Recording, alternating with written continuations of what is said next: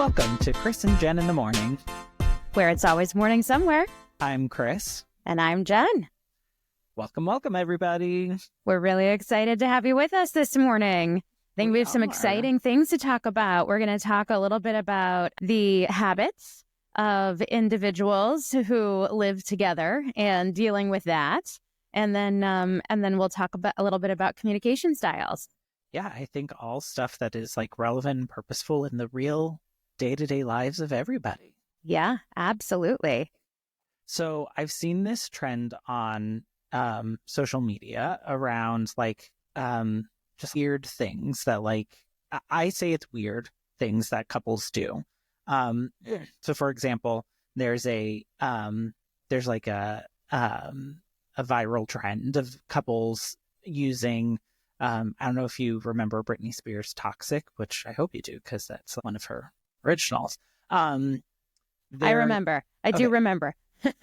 So it's one of the spouses or partners is like cleaning in the like kitchen, and then the other one comes in and like makes a mess exactly where the person just cleaned, and then it cuts to the person who is cleaning using the person who made the mess their face to like and it has like this Ouija sound.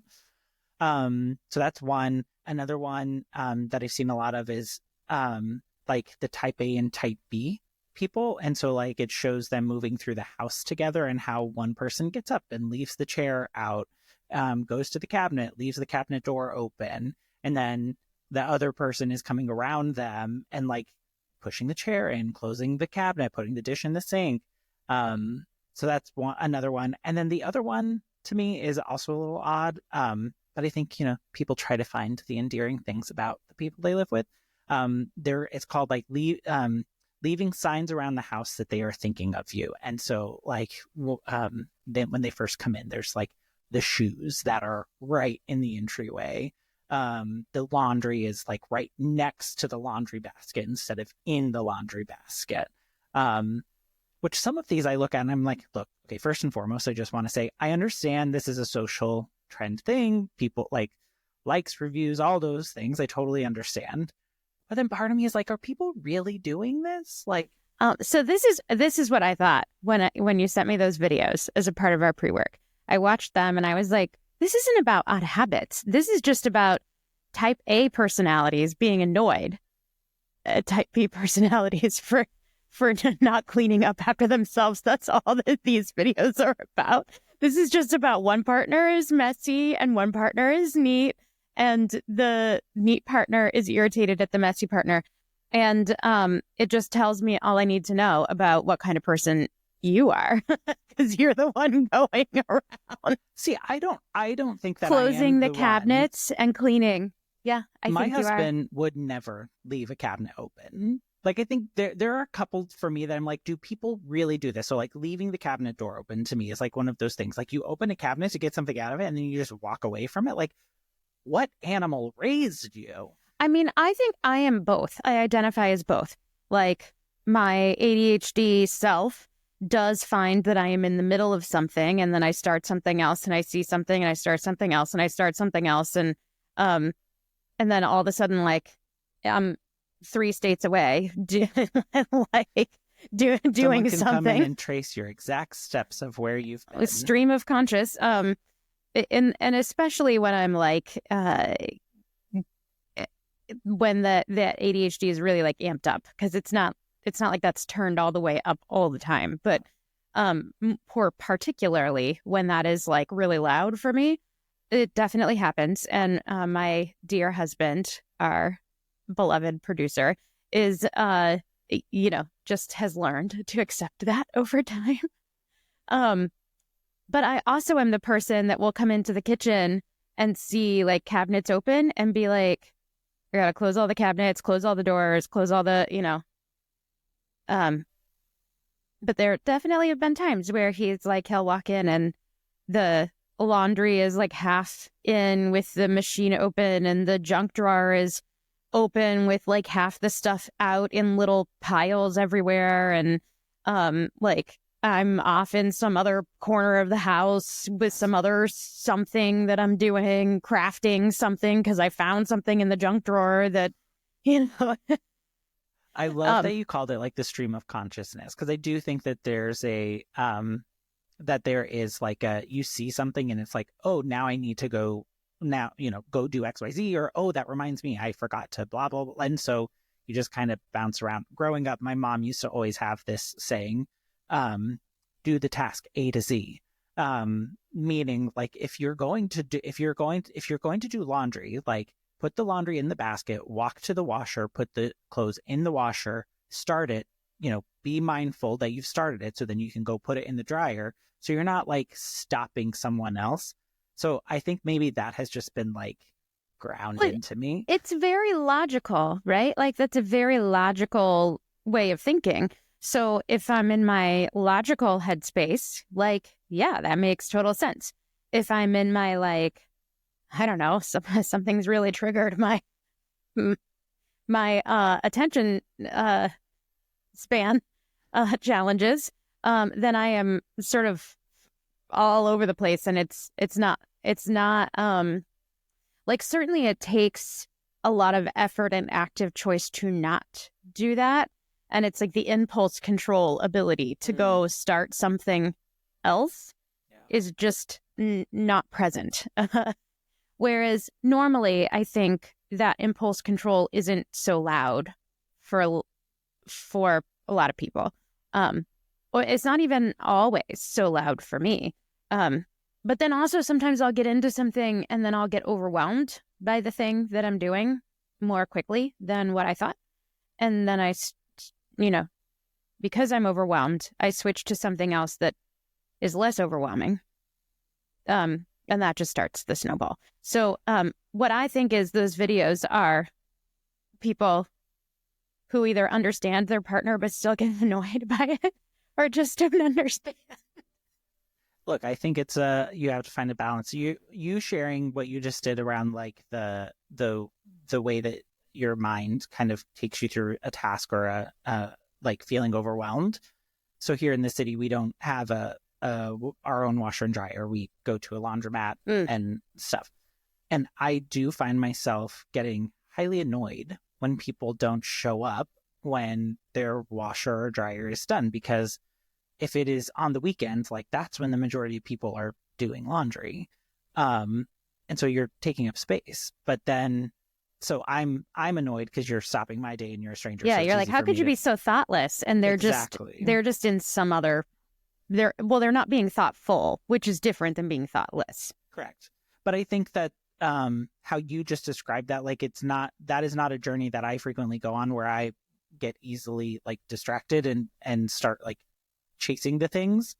But that would take mental energy for you to do. Correct. Yeah, whereas it takes a lot of mental energy for me to not do that. It would stress me out. Like that would stress me. Like I'm the type of person that, okay, if I'm going to go to the laundromat, the grocery store is like one further block. So let me time this to where I can start stuff. I can then run to the grocery store. Let me bring the bag so I can get my stuff, come back, get the stuff that I need to hang up and dry, put the rest of the stuff in the dryer, come back. Meanwhile, you're telling me that there are people in the world who like would take their cart to the laundromat, and while they're there, like, oh, need to do groceries. So then they walk back, they get their bags, they go to the grocery store. Well, yeah, it might be that, or it might be like, oh man, this cart has had a squeaky wheel. I should go fix that. Oh, hey, I just need this nut and this bolt to fix this, and the hardware store is just 2 blocks away. So while this is happening, let me go over to the hardware store.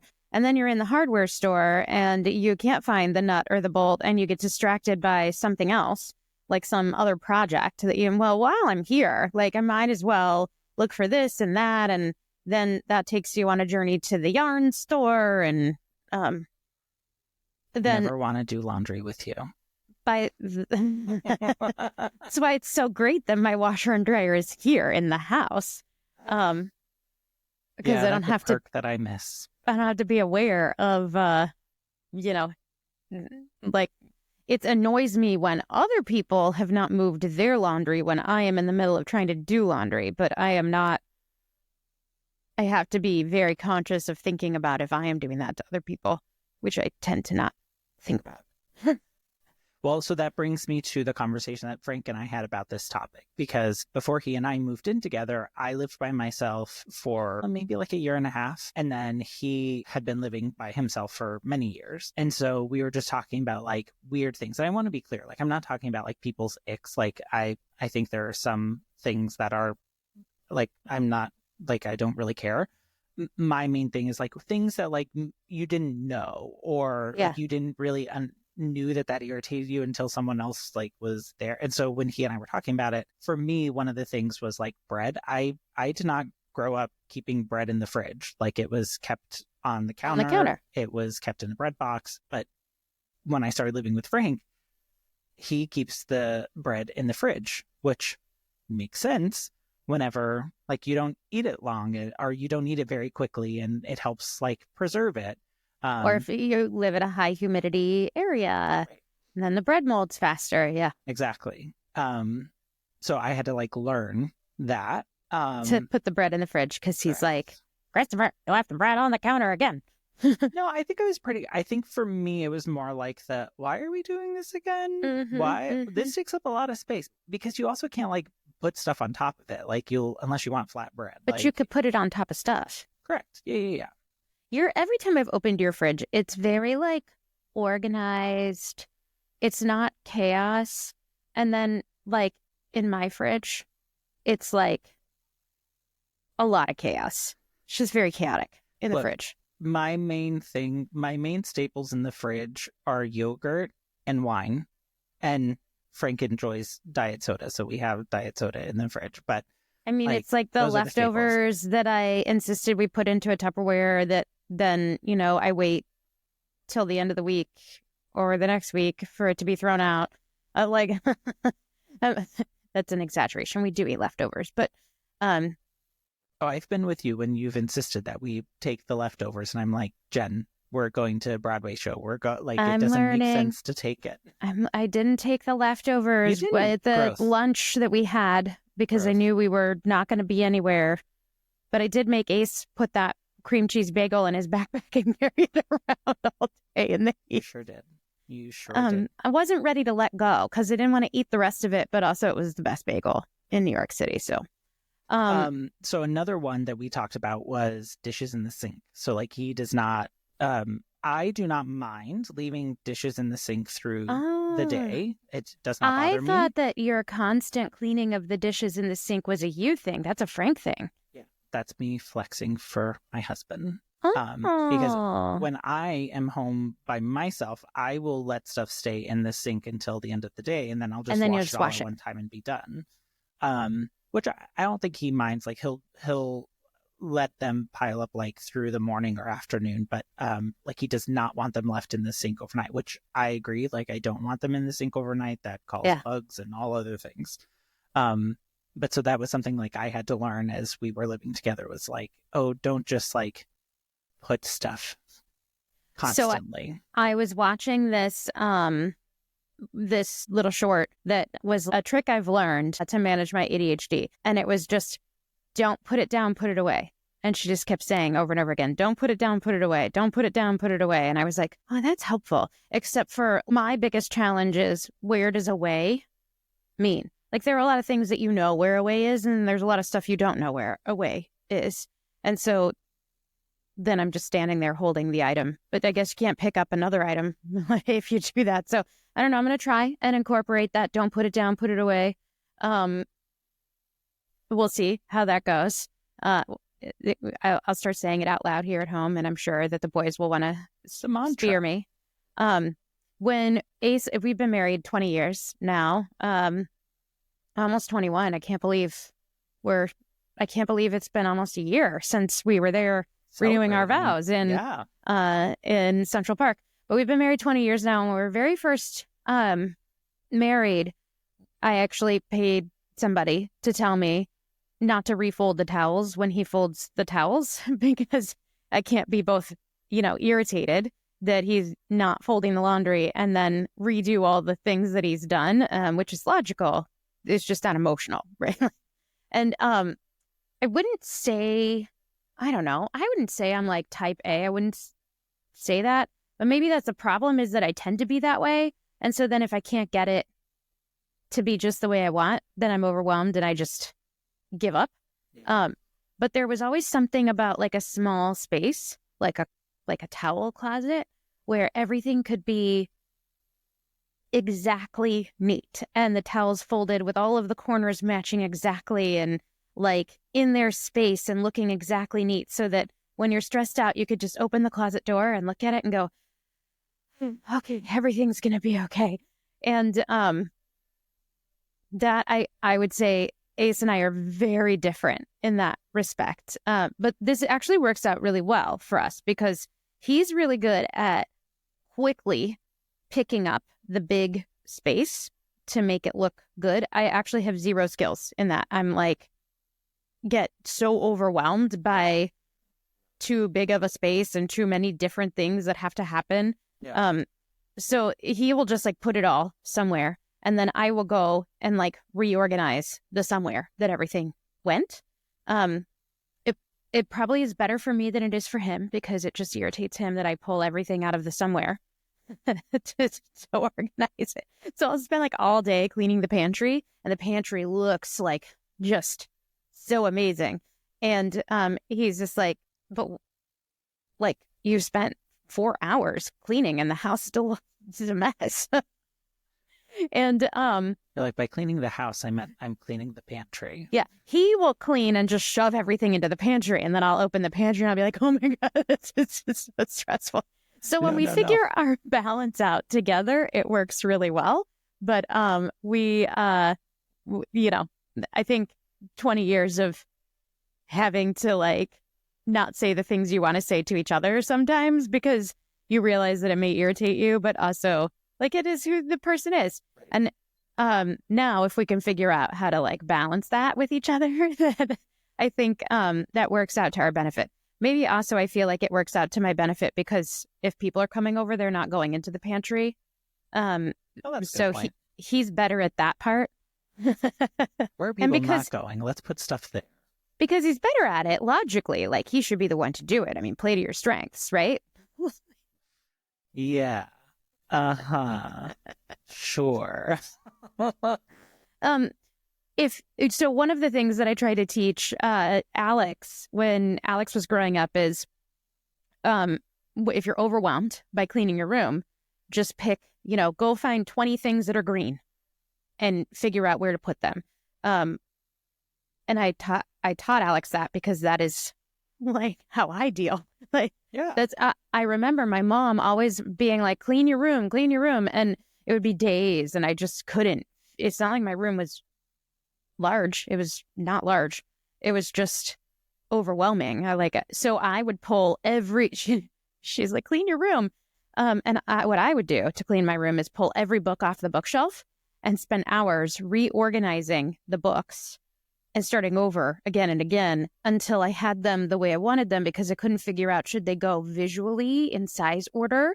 Should they be grouped together in like sets? Should they go like a library by author? Should it be by theme? Like, what should I do? So I like the entire day has gone by. My room looks messier than it did before it started because I'm sitting here redoing the bookshelf over and over again because I can't figure out the right way to do it. Right.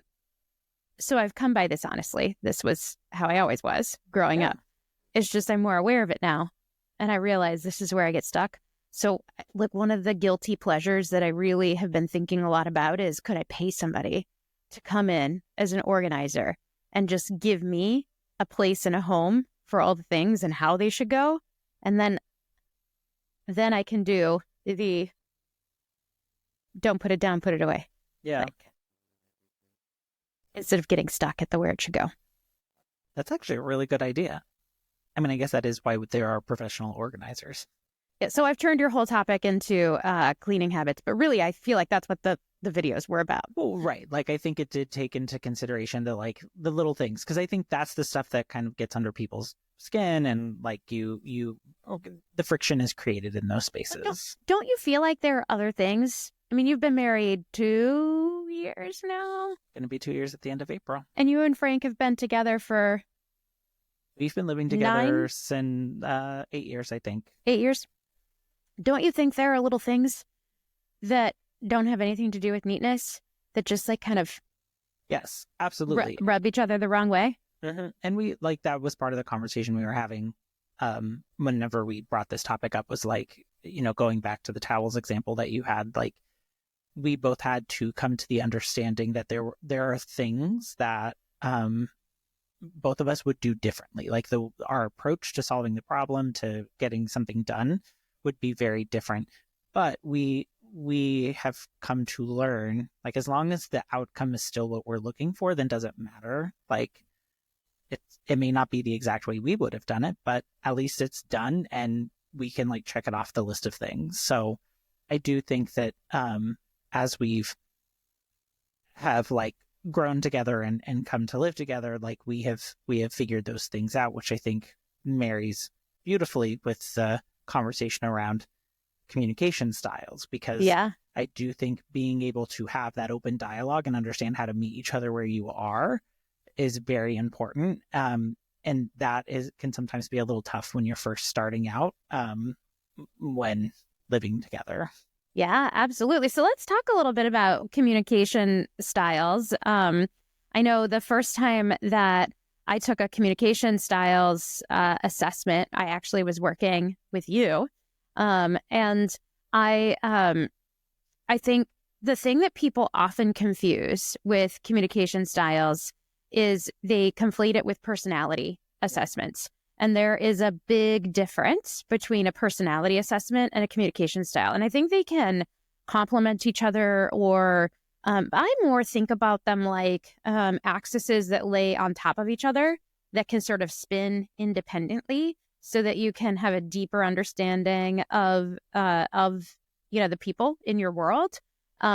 But communication style is very different from personality type. And so what I would offer is a personality type is like the stable pattern of thought, behavior, and emotion that characterize an individual, whereas a communication style is the characteristic patterns and approaches individuals use when communicating, which encompasses both verbal and nonverbal. So kind of the difference between is like the natural way that you communicate with others. And then often we expect that we perceive other people through the lens of our own style. Right. And then different from the way that somebody thinks, behaves, or feels, and the way they arrive at those things. It's just how it translates. So there are a couple of different types of communication style assessments that I have come into contact with, and they kind of categorize the way that you communicate in different but similar ways. So there's one that's communication-styles.com. It's the communication style assessment, and we'll put the link in the comments. But this one is interesting because it kind of has main categories and then subcategories within them to kind of get a little closer to how you actually communicate. What was interesting is Chris and I both took that assessment, and we actually both showed up with the same personality style of promoter. And I know, Chris, we didn't have a ton of time to dive in to that, but did you have any initial thoughts from that? Like, how does that feel for you to be labeled as a promoter? I think it's very on par with all the rest that I've taken. I think as I look through my career, and you join a new team, you join a new organization, everyone has their own like tools and reference points and things like that. And I think the underlying theme with all of mine is it's very people centric and relationship driven. Styles that I tend to fall into, which I don't disagree with. Like, I think personally that's how I show up. I don't want like a lot of shallow relationships. I want a lot of deep relationships. And so I want to know people. I want to actually show up for them. I want to know how I can help them. So the promoter definition I identify with. Yeah. It said accomplishments are important to you, and so are the bonds that you create along the way. and you're rarely at a loss for words. And your optimism and inclusiveness makes you an indispensable addition to the team. I definitely was surprised to be a promoter versus a persuader or an influencer. But, and it is a self-assessment, right? So it's, kind of depends on the space you're in as you're thinking about it. I think the best thing to do when you take these assessments is go with your initial gut reaction. Yeah. But, it's interesting. It's interesting to think about. The one that we've both taken together is called Social Styles.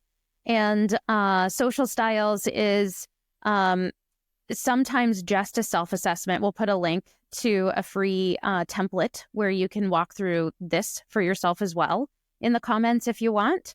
But a self-assessment, and then sometimes you can do this where other people assess you as well, like a 360. So the 4 different categories for this are analytic, driver, amiable, and expressive. And they're all plotted on responsiveness and assertiveness axes.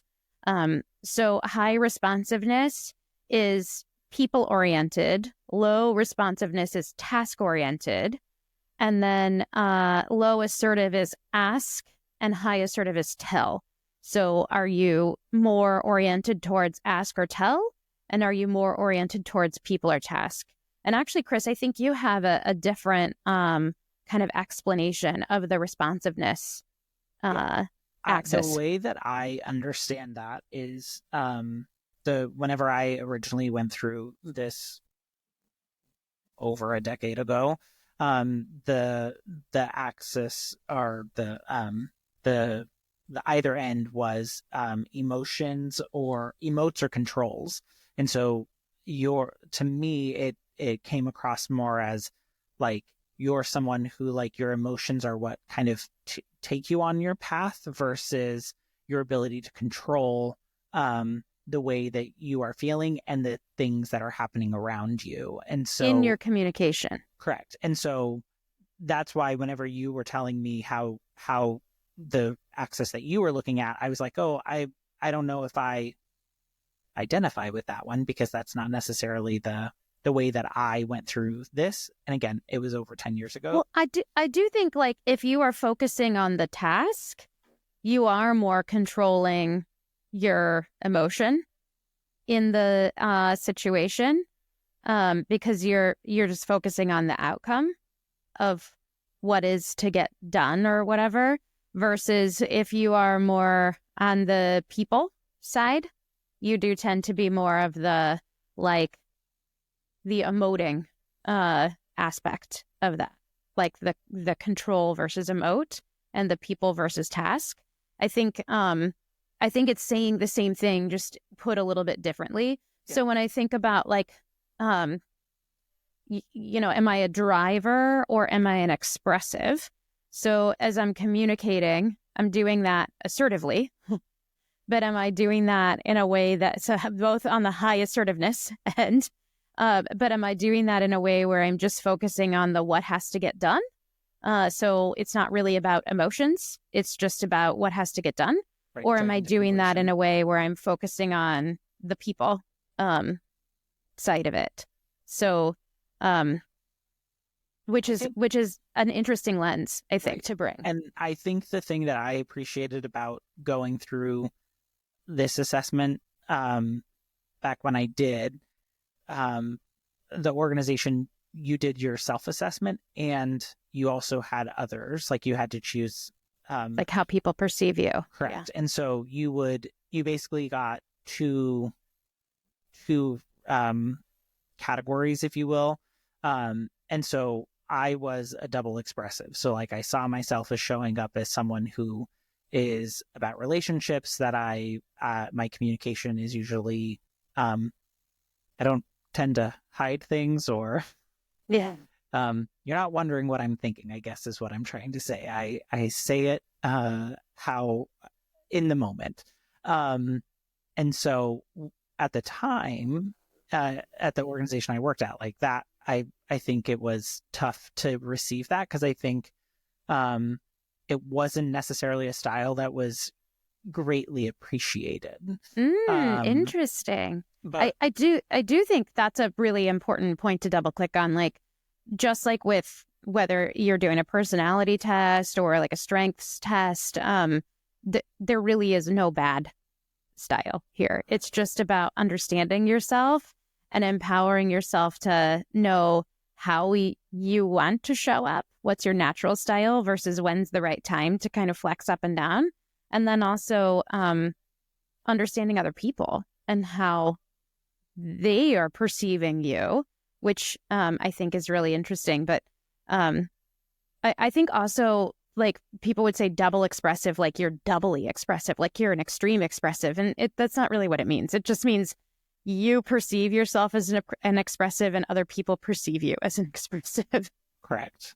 But I will say, like, the role that I was hired into needed someone who, like, I was the face when people would walk into the department. I was the person that greeted the new hires. I was the person who dealt with the just the goings on and people flowing in and out. And so, they didn't want someone who was just going to sit sheepishly at the front door and just let anybody in. Like, they wanted someone who was willing to engage and immediately make connections. And I personally think I thrived in that role.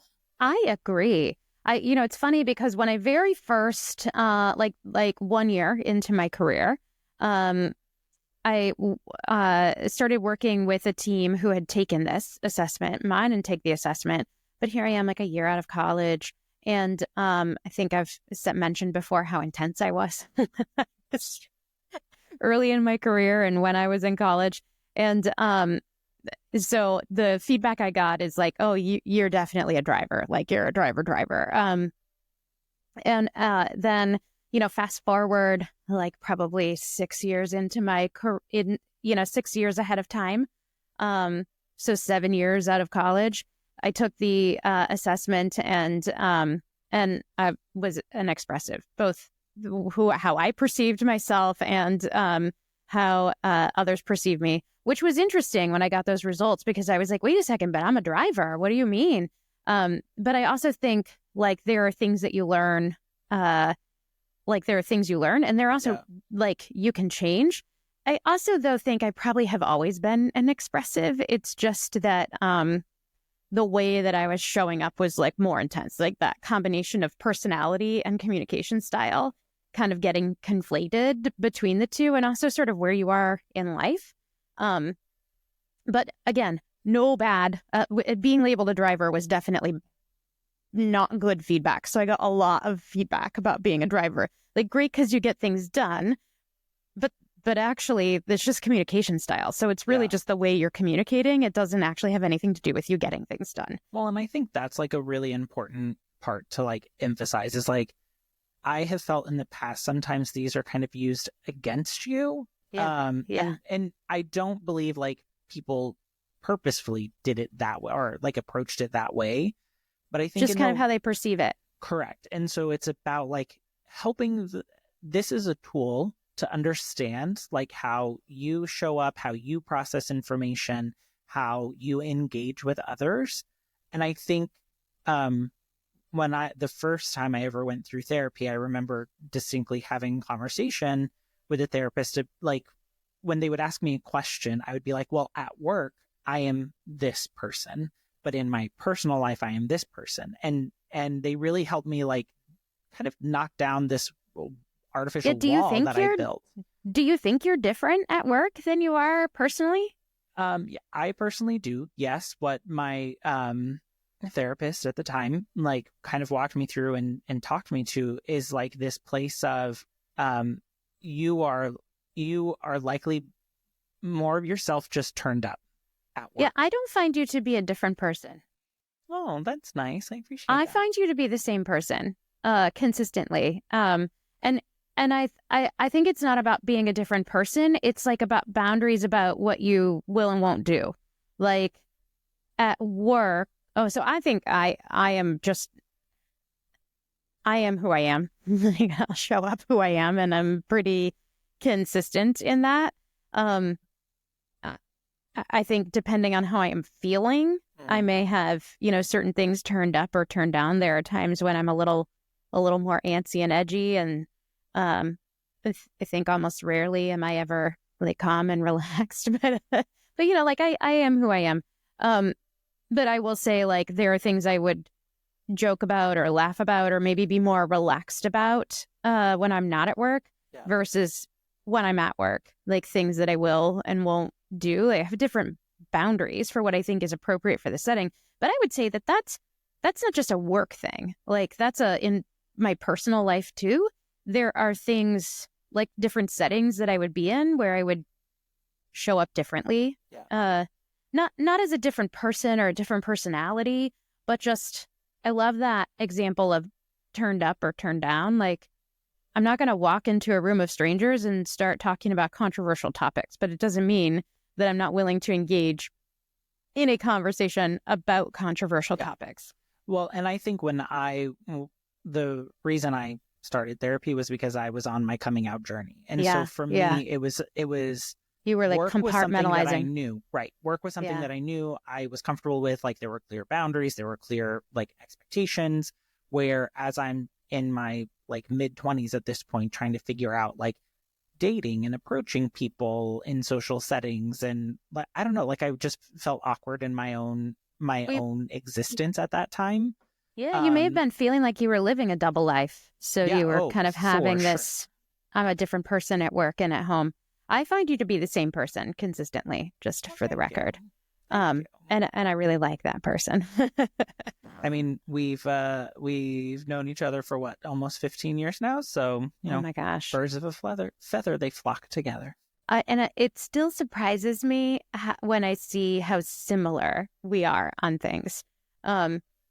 It's funny because there is the birds of a feather flock together, and then there is also the like.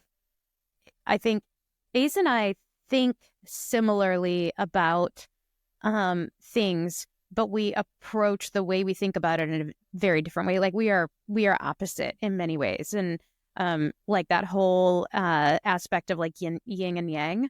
I think I understand that after being together for so long, because if we were both good at all of the same things, I think we would drive each other absolutely nuts. And I actually think, like, my competitive nature, while I am still competitive, it's not as intense as it used to be. But if I was like, I always have this idea in my head that if I spend a lot of time with somebody else who's just like me, I'll be just, constantly competing with them. And yet I never feel like I'm competing with you. So I think that's why it surprises me that we are so much alike. Probably also because, like, I just think the world of you. And so I'm like, wait a second. How are we the same? Because I think he's way more amazing. But I do think that there's this level of, like we've talked about it, like we have a compatibility, but we also have this different ways of approaching and thinking. It's true. And so I think that's what's complementary about us and us with our spouses, because I do think when you look at me and Ace, we probably have certain things that similarities. Are similar. Yeah, and then Frank and I. Yeah, absolutely. We should do a personality test and see if we are the same. We know our communication style is the same, but I wonder if our personality test would be super different. I do just want to like really express that in these spaces, like of communication styles and engaging in those conversations, understand the purpose of them and how you can leverage it in engaging with people. Because I do believe that there is a level of when I better understand myself and what I need, I can better articulate that to the person sitting across from me. And as Frank and I were first living together, I was the type of person that like held a lot. I had a very loud internal dialogue that I would not verbalize. And so all of a sudden he would do something that irritated me and I would blow up. You would just explode. Yeah, exactly. And he very patiently and several times like reminded me, I'm not a mind reader. You have to tell me if something is not working or it's upsetting. You need to tell me. You have to verbalize that because I cannot read your mind. That's so interesting as an expressive that you were like not in your natural style. Well, I think because also like there was a part that I think some of the things were like, well, how do you not know that this is what, I would want or what I would need? Yeah. Yeah. So yeah. That layer of, oh, I certainly have had that layer of, well, if I have to say it, then it like, I don't know, for some reason, like thinking I shouldn't have to say this, or if I have to say it, then you doing it doesn't mean as much because I want you to guess what it is that I need, which is like a ridiculous way of thinking when you step back, but yet it doesn't seem ridiculous when you're in the moment. Right.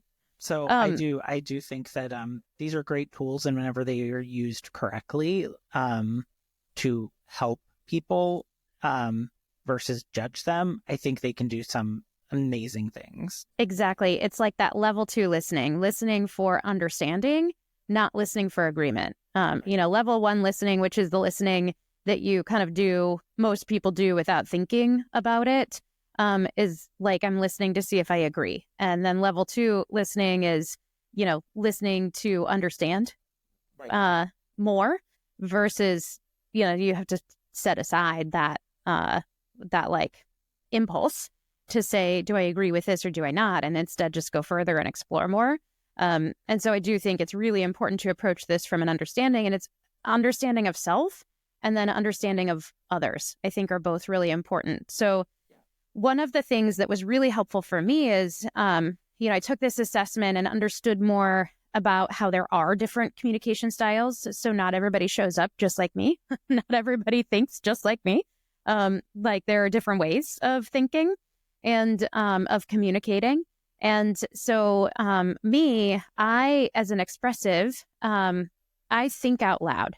So if somebody asks me a question I have not yet had time to reflect on, or if I've been reflecting on something but I haven't verbalized it to myself or somebody else, probably not fully thought through that, because the act of actually arriving at my thoughts requires me to hear out loud.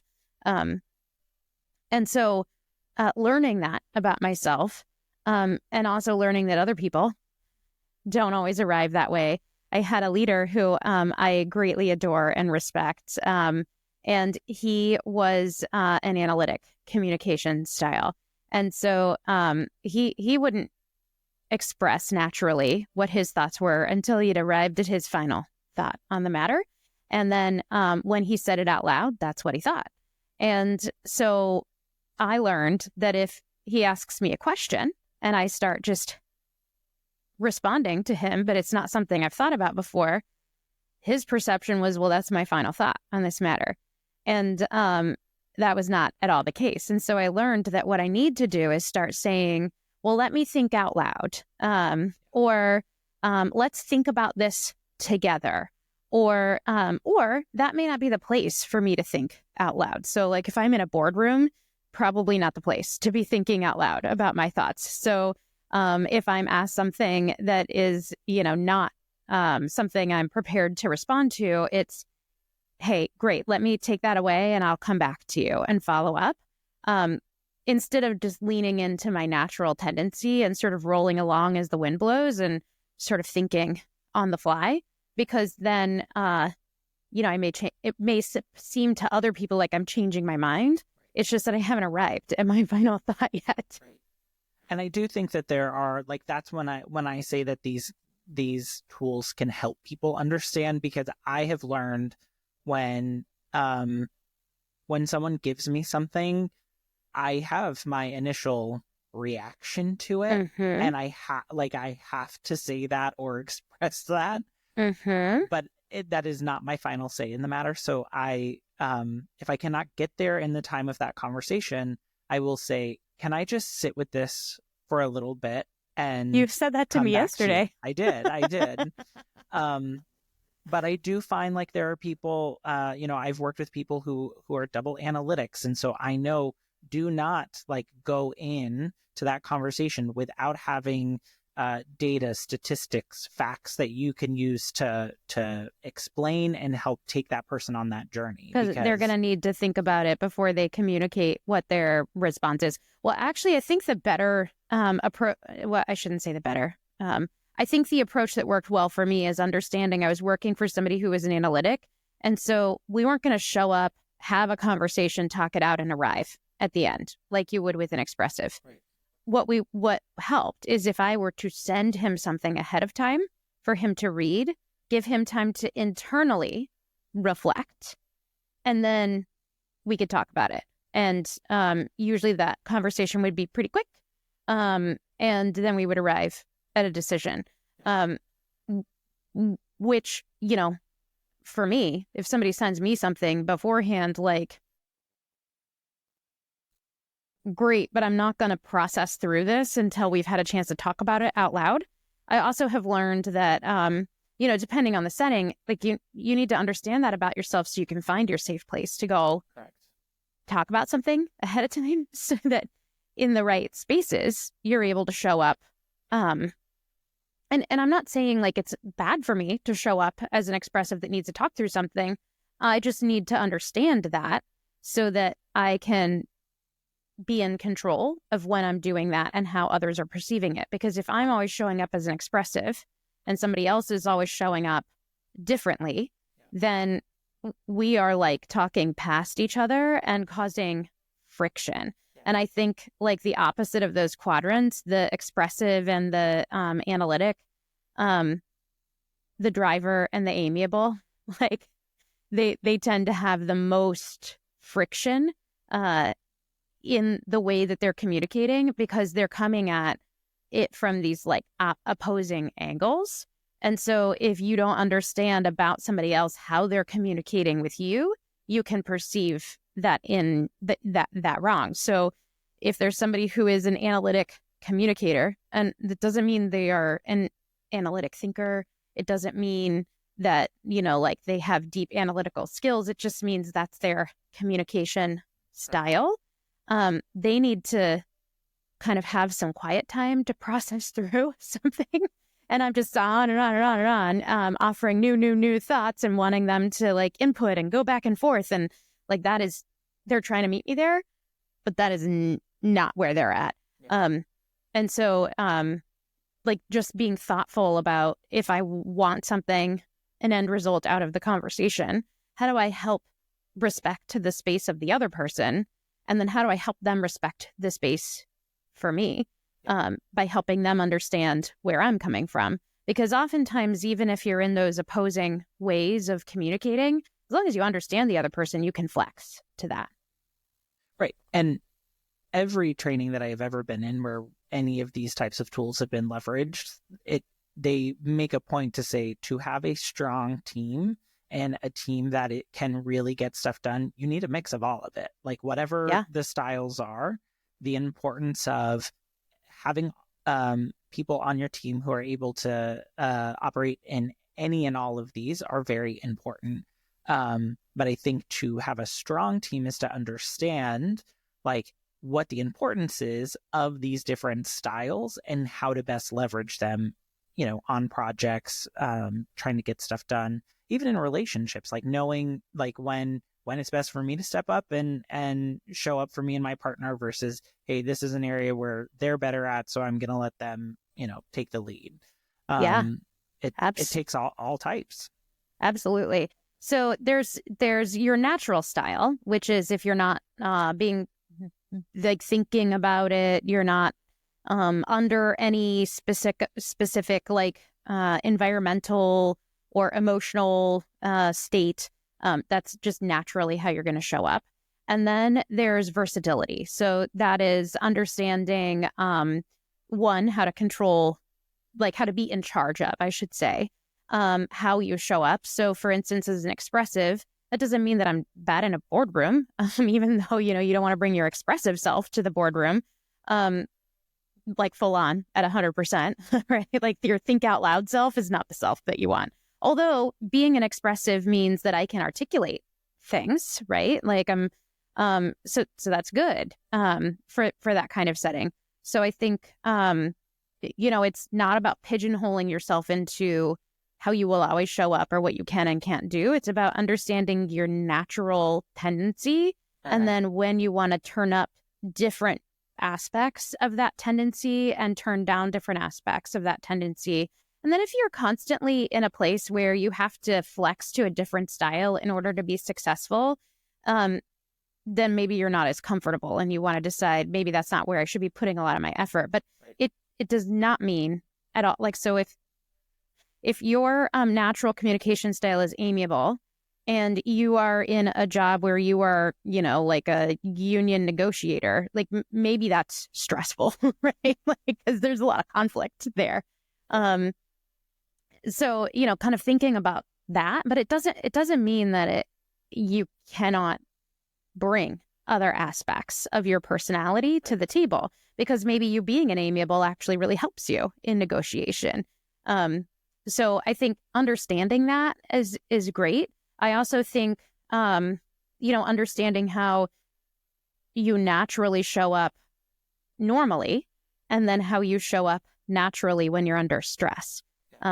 So I know there's a Z versatility, which basically says you flip the chart and make a Z backwards through the styles when you're under stress to come back to your own style.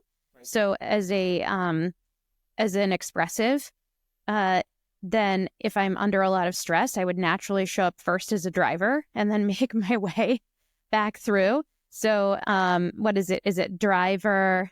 And then it would be a analytic, and then amiable, and then expressive. So first I'm going to tell you what we're going to do. I'm stressed out. I'm tired of talking about this. I'm frustrated. We're not getting anywhere. And so I'm just going to start telling you. And then once I'm done barking my orders, then I'm going to kind of fall silent and be in this thoughtful place where I'm going to think hard before I say something because I'm irritated. And then I'm going to go to start acquiescing because I'm just done. I'm finished with this conversation. I'm not going to argue anymore. So I'm just going to be silent.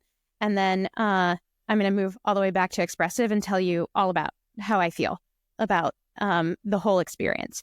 And I find once I heard that and understood that, I was like, oh man, that like is so what happens is when I'm like intensely fired up about something, my natural tendency is to go through that exact journey that we just talked about.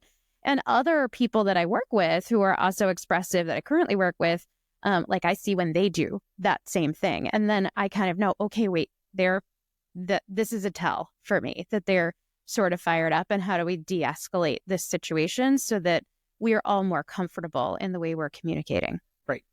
And I know that like a lot of data and information like goes into building these things, and it is the common thread, if you will, but that doesn't mean that there are not like outliers of it, right? Because I do not feel like that is true for me. Like, yeah, I don't know if you've ever shown up as driver. Correct. But I think this goes back to my people-centricness is like, I don't believe then that I need to take the driver's seat. I start trying to figure out and encourage the people who do need to be making the decisions and who do need to be paying attention, like, get it done. How are you getting this done? How can I help you? What information do you need? So to me, it's I flex into I don't know. my relationship. That feels kind of driver. Like you're going to how do we get it done versus let's talk about it. It's not so much about like, but I don't feel like I have to be the one to do it. Like to I communicate don't have that, to. Yeah. Correct. Like, and that could be because as I've progressed to where I am now in my career, I see my role as a supportive role, and so I am a conduit. I am a voice. But I do not see myself as the final decision maker. So what about when you're in an intense disagreement in your personal life? An intense disagreement. That's tough. I think I probably go to amiable, if I'm being honest. You just skip the other steps and you're just like, whatever, I don't want to fight about it. Correct. Like and that does not mean that I am not passionate and I don't care. And then you're probably not done talking about it because you're Oh, going to flip back absolutely around not. into expressive. We will absolutely come back around to it at some point, but I do think to a certain extent, like whenever trying to make, where are we going to eat? What are we going, like, I think one of the things I learned from you is, look, I'm hungry. I'm not going to be the one to make the decision, but I will have opinions on the recommendations. Like, Yeah. Like if I knew what I wanted, I would tell you what I wanted. Most of like 99% of the time, I am not waiting for you to guess unless it's something I don't think I should have.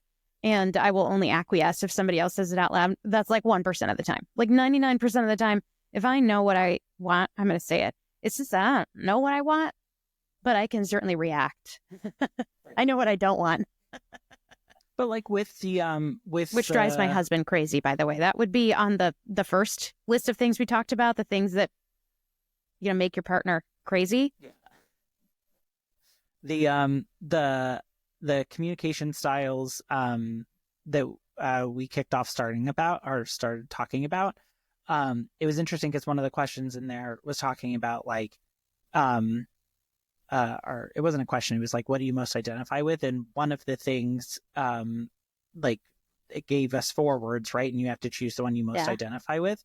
And one of them was like just do it yourself or something to that effect. And out of all the words, like that's the one that I went to, because I do feel like in certain instances, if I want something done and I want it done in a certain way, I will just go do it myself. I am not going to ask. I am not like, I will just do it. But that's a personality. That's not a communication style. That's a personality style.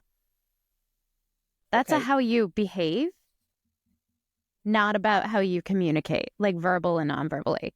And I think that's the difference. I wouldn't like when it comes to the communication of it, like I would just say, I will take care of this. I will handle it.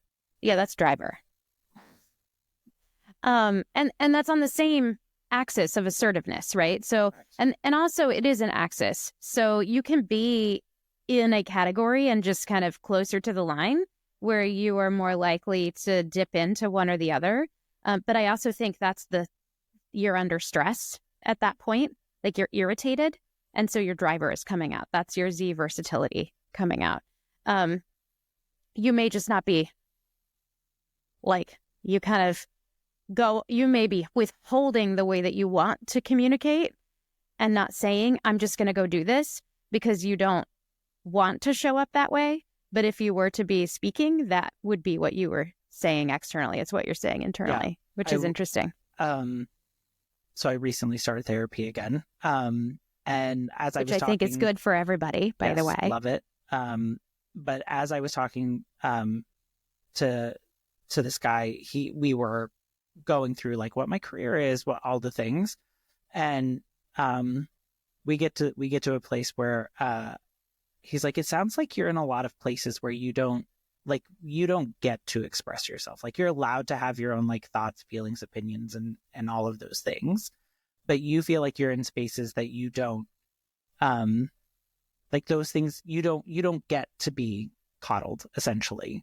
And I think I kind of agree with that. Like I definitely work with people who are supportive and like we hear each other and we're there for one another, but then we have to move out of that space and into the space of getting stuff done. You're like suppressing your natural tendency. Correct. And then eventually it's gonna come out. But I will say, like, having that safe space with the people that I do work with and do trust, like, I do express those things. So that way, because again, for me to be able to get stuff done, like, I have to express myself. So then I can focus on the task at hand. Well, and what I like about this other assessment, and they both kind of, I think, get at some of the same things just in a different way. I think this other assessment gets maybe a little bit more... a little deeper into the differences between somebody that's, at one end of the axis versus more towards the middle. But it's 4 kind of main categories are practitioner, achiever, appraiser, and attainer. And then there are 1, 2, 3, 4, 5, 1, 2, 3, 4, 5. So there's 6, 7, 8, 9. There's 10 different categories within it that fall kind of within those four. It's more like a wheel than it is an axis. Okay. And then there are some other groupings that run across the different spectrums. So between appraiser and achiever, you can also, as you fall into one of those, you can also be a director in those, or you could fall more into a contemplator or a chancellor or an advocate. And there are some where you kind of have both that overlap. And so just sort of a deeper way to understand yourself. The ones that kind of surround the promoter. So there's a motivator, a persuader, a promoter, an influencer, a counselor. And those kind of all fall, right around the promoter. And so as I think about, okay, well, I definitely know that that I'm persuasive. I'm an influencer. When I take my Strengths Finders assessment from a personality standpoint, I know that 4 of my 5 top strengths are in that influencer category, just different ways of showing up as an influencer. So I know that persuasiveness is something that naturally is a skill of mine that also translates into how I communicate.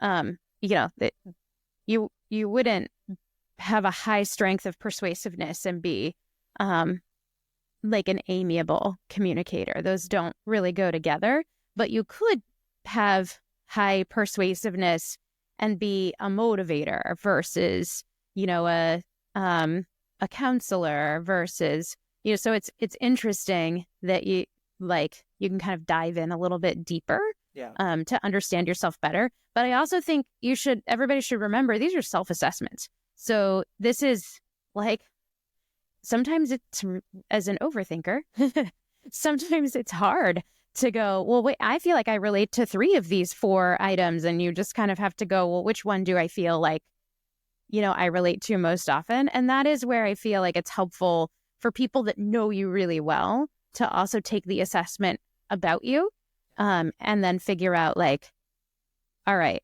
where do I feel like I'm showing up versus where do they see me as showing up? And some of that could be their perception of you because they don't fully understand you. And some of it could be your own perception of yourself. So anytime there's a self-assessment, there's room for error, but directionally, it's usually directionally accurate. Yeah. So just my final thoughts on this, I think these tools are great because they provide a perspective and they provide information and even a framework that can aid in conversation, in the way you're showing up, how you can do better, all of those things. But then I also feel like you have to be careful that you're not using them to judge people or put them in boxes, even though part of this process is likely being placed in a box somewhere. Even though the diagram is a box, we're not putting people in a box. Correct. They also have license over how they show up. Right. But then don't be also discouraged, because I like what you just said is in that self-assessment space, when you look at those, you will likely identify with several of those in different ways and in different circumstances even. It's just a data point. Yeah, it's just a data point. And the whole point of this journey for me is if I better understand myself, then I can show up in the way that I choose to more often than if I'm just sort of following along in life, rolling as the wind blows me. And I find that my intent is not always what is received if I'm not being thoughtful about it. So I think these things are really helpful so that I feel better about the outcome. But that doesn't mean that it happens all the time. I certainly screw up as many times as I get it right, I feel like. But I think that's going to, no matter where you fall in any of these, that's going to be common for everyone. It's just being aware of that and and understanding where and when you can flex. And we're not perfect. We're humans. We're human beings. That's right. The art of falling down and getting back up is a part of living. That's how you know you're doing it. I love that. Well, we would love to hear from you. We'd love to hear about habits that you and your partner or roommate have had to adapt to, whether it's cleaning habits or communication habits or, whatever that might look like. And we'd also love to hear any thoughts or feedback or tools that you use around communication styles. Love to hear some of those stories about how you're interacting with people with different communication styles and how that's shown up for you, or any advice that you may have to offer. So definitely please reach out and let us know. You can leave a voicemail or text us. What's the number, Chris? That phone number is 940-278-8129. And what if they want to email us? You can reach us at chrisjeninthemorning@gmail.com. And that is Jen with only one N. One N. Jen with one N. And we are also on the socials. We're on Facebook, Instagram, YouTube. So if you've enjoyed listening to this podcast, feel free to connect with us in those spaces, and feel free to send us some comments and messages. Yeah, most importantly, don't forget to like and subscribe, because if you want to keep hearing about the content that we are sharing, if you want to keep joining us on our journey of Chris and Jen in the morning, subscribe and we'll continue to release content and bring you along. We'd love to hear from you. All right. Well, it's been another riveting episode of Chris and Jen in the morning, where it's always morning somewhere. Until next time, see you later. Have a great day. Bye.